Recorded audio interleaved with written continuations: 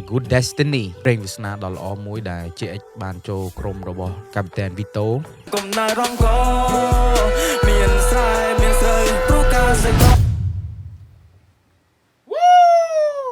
ดอลมองถือกายยึงมิฟสุบัตอันนี้ Yo what's up it's your boy ENT สมสวากรมการวิดีโอ reaction ថ្មីថ្ងៃនេះយើងមាន JH ការស្លៀកពាក់ម៉ារី JH គឺជាបេក្ខជនមួយដែលលេចធ្លោនៅក្នុងកម្មវិធី The Next Level Rap Star and I've been checking ទៅ The Next Level Rap Star តាំងពីវគ្គមួយគេមកគេមានរចនាបថល្អមើលហើយក៏ដូចជា structure នៃការរៀបចំហ្នឹងវាមាន icon ដូចជា game ហ្នឹងបានន័យថាវាមានដំណាក់ next level របស់គេហើយអា icon លក្ខណៈរូបថៃកោណរូបអីហ្នឹងធ្វើឲ្យខ្ញុំនឹកឃើញទៅដល់ PlayStation ណាអញ្ចឹងសិតតែជារបស់ដែលយើង relate ហើយយើងចូលចិត្តអញ្ចឹង The whole show គឺពីមួយដំណាក់កាលទៅមួយដំណាក់កាល and is a vibe ខ្ញុំចូលចិត្តមើលខ្ញុំមើលទៅជក់ខ្ញុំតាមដាន sound effect ធ្វើបានល្អ sound ទាំងមូលក្រុមការងារ visual គឺធ្វើបានល្អមើលទៅគឺតិចភ្នែកល្អមើលខ្លាំងមែនទែនជេគឺជាបេក្ខជនមួយដែលលេចធ្លោនៅក្នុងកម្មវិធី The Next Level Rap Star ហើយយើងអត់ដឹងដែរថាគាត់គឺជាម្ចាស់ពានឬក៏យ៉ាងណាប៉ុន្តែពីមួយដំណាក់កាលទៅមួយដំណាក់កាល JH គឺធ្វើបានល្អប៉ុន្តែនៅក្នុងវគ្គខ្មែរ Nest នេះនឹងដឹងថាវគ្គទីប៉ុន្មានទេប៉ុន្តែខ្ញុំដឹងថាវគ្គហ្នឹងគេឈ្មោះខ្មែរ Nest អត់ដឹងថាតើ JH គាត់ពំនាំយកអ្វីមកទេព្រោះតាក់តងទៅនឹងតាក់តងទៅនឹងស្រូវអញ្ចឹងចង់ដឹងថាការ perform គាត់បែបណាចូលទៅមើលការ perform របស់គាត់ជាមួយខ្ញុំដូចតទៅ Let's go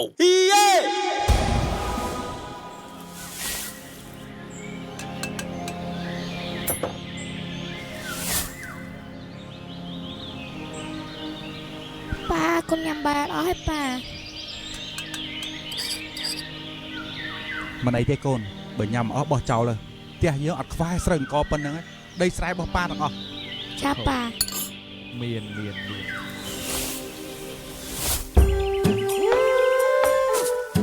It was a nice intro I love the intro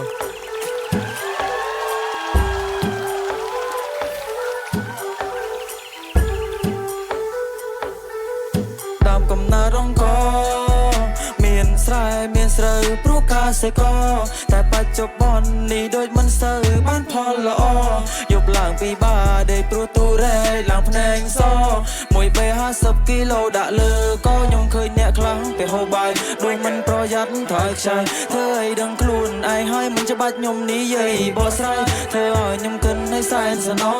អ្នកខ្លះរស់ទាំងតដោដោយសារតែអត់អង្គគ្មានបាយហូបក៏ព្រោះតែក្រខ្ញុំជាកវីស្រុកស្រែចេញមកខ្ញុំស្ដាប់ពាក្យម៉ែកូនធ្វើដូចមានតែឯងត្រូវចាំថាមានខ្សែដែលចងជាប់នៅខ្លែងទៅវាអាចហោះបានយូរអង្វែងធ្វើស្រែមិនស្រួលចង់បានស្រូវវាពិបាកពេលព្រឹកទៅជួដេកពេលថ្ងៃរយស្អាតរសៀលទៅព្រោះស្អែកឡើងត្រូវមកចាប់ហាថ្ងៃហាក្រៅខ្លួនឡើងខ្មៅដូចថ្មព្រោះអង្គគឺសំខាន់ដល់រកាគ្រប់សម័យបើសិនមិនមានពេលសង្គ្រាមបានទេឆៃតែកសិករក៏មិនសូវបានកម្រៃចង់ឲ្យស្រូវឡើងតម្លៃដូចកាល2008ខ្ញុំចេះតែគិតហើយនឹងគិតដល់ពេលដែលទៅសឹង2008ស្រូវយើងថ្លៃជាងគេមែននេះគាត់និយាយការគ្រប់សម័យបើសិនមិនមានពេលសង្គ្រាមបានទេឆៃតែកសិករក៏មិនសូវបានកម្រៃចង់ឲ្យស្រូវឡើងតម្លៃដូចកាល2008ខ្ញុំចេះតែគិតហើយនឹងគិ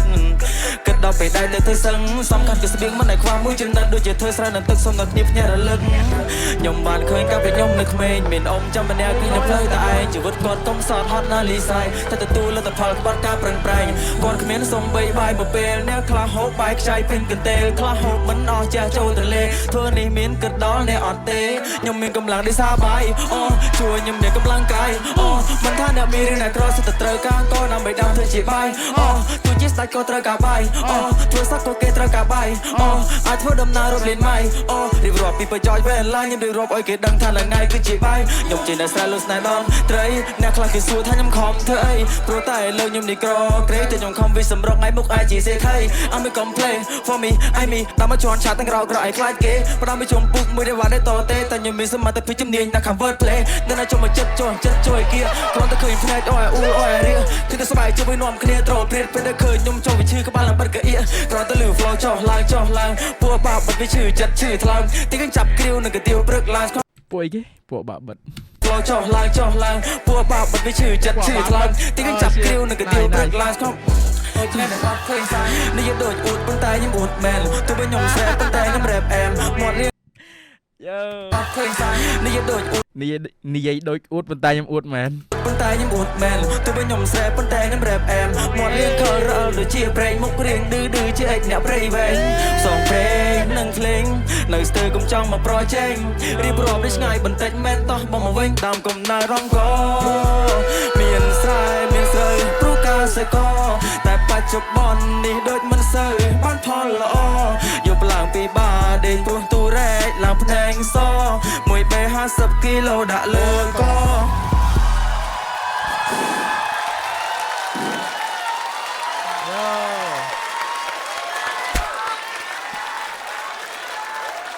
ឲ្យតម្លៃអ្នកធ្វើស្រែផងអ្នកអើយក្របស្រូវនេះមួយសិតតែបានមកពីកសិករខំប្រឹងធ្វើស្រែយ៉ាងលំបាកអញ្ចឹងហើយកុំមើលងាយពួកគាត់ពេកបើសិនជាគ្មានពួកគាត់ក៏យើងគ្មានបាយម្ហូបញ៉ាំរាល់ថ្ងៃនឹងដែរ That's right Oh my god Oh my god ពិតជាការពិត ខ្ញុំចេញពីគ្រួសារដែលត្រូវការរបាយអំពេលទេដើម្បីទៅធ្វើការដើម្បីចិញ្ចឹមកាពះ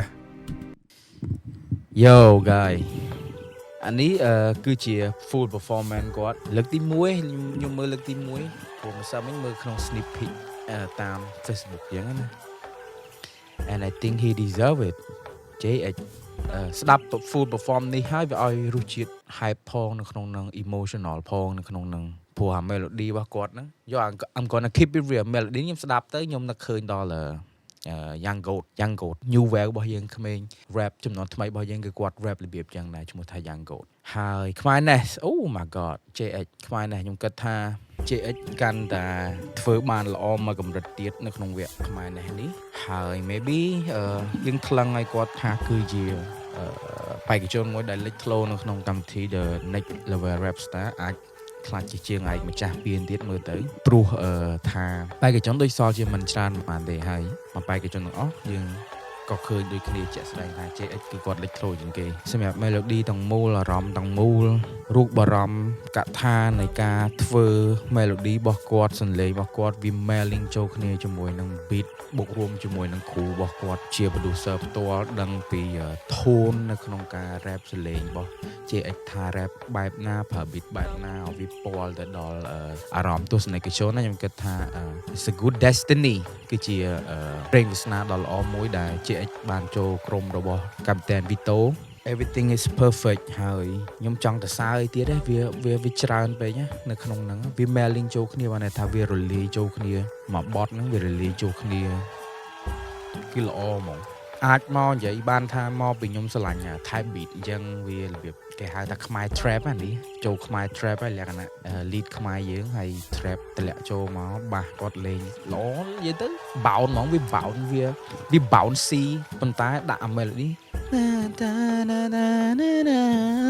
ចូលរបស់ JH ហ្នឹងមកវាឲ្យរសជាតិ emotional នៅក្នុង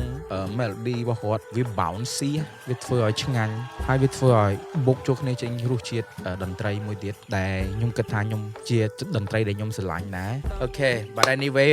congratulations ទៅ JH តែធ្វើបានល្អមែនតើនៅក្នុងវគ្គខ្មែរ National ខ្ញុំចង់ឃើញ JH ទៅមុខទៀតថាគាត់មានអីគេទៀតអញ្ចឹងណាចាំអត់មើលទាំងអស់គ្នាវគ្គក្រោយព្រោះ idol របស់យើងហើយអូខេអញ្ចឹងបាទទាំងអស់គ្នាចង់ឲ្យខ្ញុំ reaction ទៅលើបេក្ខជនណាទៀតសុចេះឬក៏មានបទអីលក្ខណៈថាបងប្អូនគិតថាគួរតែខ្ញុំគួរតែបានមើលអញ្ចឹងអាច send មកក្នុង page ខ្ញុំបានក៏ដូចជា inbox របស់ TikTok ខ្ញុំបានកុំភ្លេចចុច follow កុំភ្លេចចុច like share subscribe អីនៅក្នុង page channel YouTube TikTok អីចឹងទាំងអស់ផងទាំងអស់គ្នាចាអរគុណច្រើនមែនតើសម្រាប់ការ reaction ថ្ងៃនេះ I hope you guys enjoy with this reaction thank you guys for watching stay cool be happy enjoy your life and peace out me again ជា តាមកំណើររំក